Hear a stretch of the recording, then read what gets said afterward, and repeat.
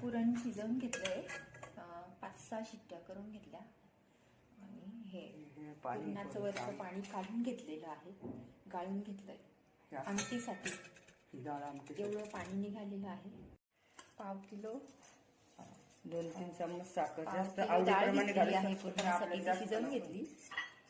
पाव किलोच गूळ घातलाय, थोडी 2-3 चमचे वरून साखर घेतली. आता ते गॅसवर ठेवून एकत्रित करून घ्यायचं बरं का. गॅसवर ठेवून आता पुरण व्यवस्थित मिक्स करून घ्यायचं आहे आणि शिजवून घ्यायचं आहे. वेलची पूड किती मोठ टाकली. तूप टाकायचं आहे, घरचं तूप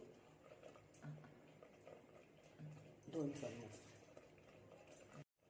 पोळी पण छान येते. वेलची पावडर तूप टाकून थोडं शिजवून घ्यायचं. पुरण शिजवून आता तयार झालेलं आहे.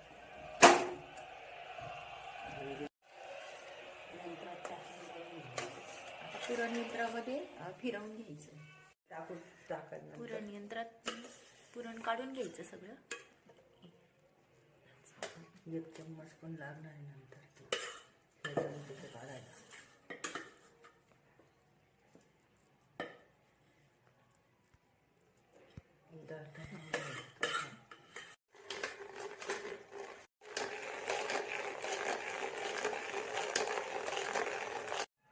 हे पुरण दळून झालेलं आहे.